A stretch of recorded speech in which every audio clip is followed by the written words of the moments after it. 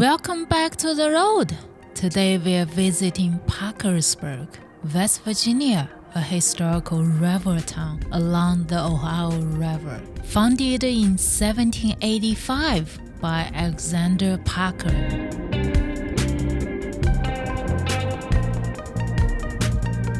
Welcome to Parkersburg. This location quickly became important for trade, transportation, and industry. Steamboats once lined the riverbanks here. Look at the cute gingerbread. And later, railroads and oil helped turn Parkersburg into one of West Virginia's most important cities. Downtown was once filled with family-run businesses that shaped everyday life. One of the most remembered was Angelo's Brothers, a confectionery founded by Greek immigrant brothers George and Peter Angelos in the early 1900s. For decades, locals stopped in for ice cream, milkshakes, and handmade chocolates during the holidays. It was a simple place. What a lovely town, but one that became part of Parkersburg's shared memory.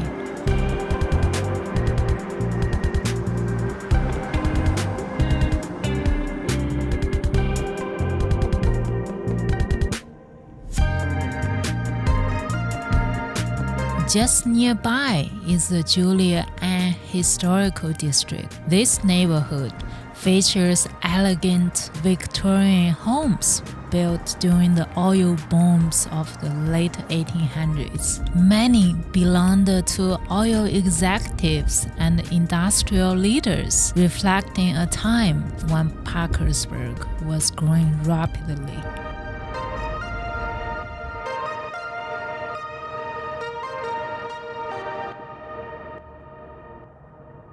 Next, we're stopping at Point Park. This park sits at the exact point where the Little Kanawha River meets the Ohio River. Long before the city existed, this spot was used by Native Americans as a gathering and travel route. Later, it became essential for early settlers, steamboat traffic, and river trade. Standing here, it's easy to imagine boats lining the shores and suppliers moving inland, making this one of the most important locations in Parkersburg's early history. Now, we're heading up to Fort Boreman Park, one of the highest points overlooking Parkersburg. This park is named after Fort Boreman, a Civil War-era fort. Did you know the Ohio River is 981 miles long? Constructed in 1863 as part of the Union's effort to protect the Ohio River and the vital transportation routes running through the city. At the time, Parkersburg was a strategic location. The rivers below carried troops, supplies, and communication, making this city an important target during the war. From this hilltop, soldiers could spot approaching forces and protect the bridges, rail lines, and river traffic below. Although the original fort no longer stands, the earthworks and layout of the land still tell the story. Standing here today, it's easy to imagine soldiers posted along the ridgeline, watching the river for signs of danger. Today, Fort Boreman Park offers one of the best panoramic views in the Middle Ohio Valley. From the overlook, you can see Parkersburg, the Ohio River, and cross the water into Ohio, giving a clear sense of how connected this region has always been. The park is also a peaceful place with walking paths and quiet spaces that contrast sharply with its wartime purpose. It's a reminder that places once shaped by conflict can become places of reflection where history and nature come together in a single view.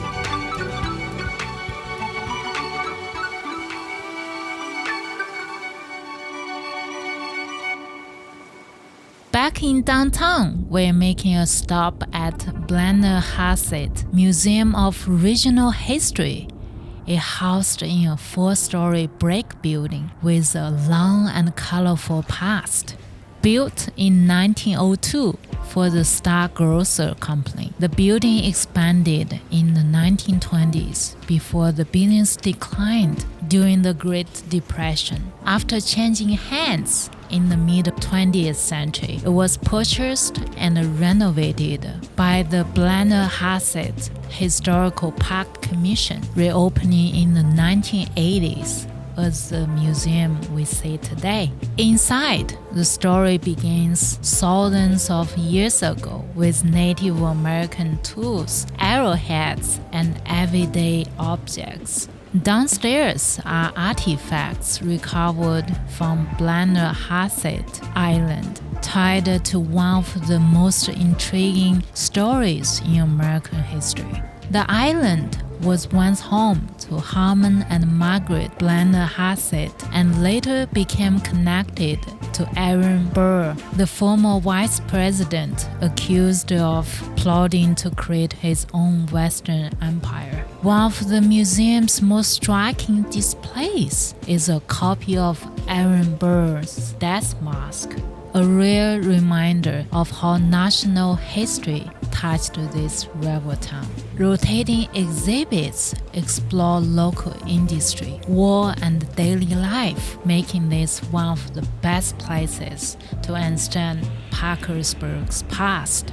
Next, we're visiting the Oil and Gas Museum, one of the most important places to understand Parkersburg's industrial past. This region was part of one of the earliest oil and gas booms in the United States, helping fuel the nation's rapid growth during the 19th century. Inside the museum, you will see early drilling equipment, wooden derricks, hand-powered tools, and photographs that capture what life was like for the people who worked in the fields. Many of those jobs were dangerous and physically demanding, and the exhibits do a great job of showing the risks workers faced every day. The museum also tells the human side of the story, how oil brought sudden wealth to the region, attracting workers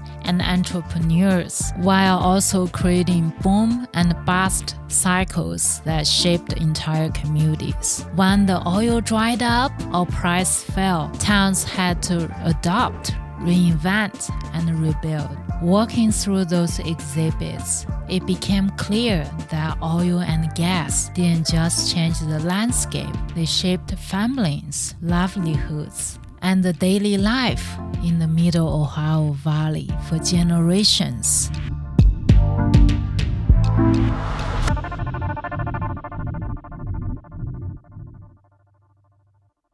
We're ending our visit with Christmas lights in the park, one of Parkersburg's most beloved seasonal traditions. Each winter, City Park is transformed into a drive-through display filled with thousands of lights and animated characters. For many families, this is more than just a light show. It's a tradition passed down through generations. Parents bringing their kids just as they were once brought here themselves. Cars slowly move through the park, windows glowing, while familiar holiday feelings warm up the night. The event is made possible by volunteers and local sponsors, reflecting the strong sense of community that defines this city. After exploring Parkersburg's history, it feels like the perfect way to end the visit. A reminder that while the past shapes a place, it's the traditions and people of today that keep it alive.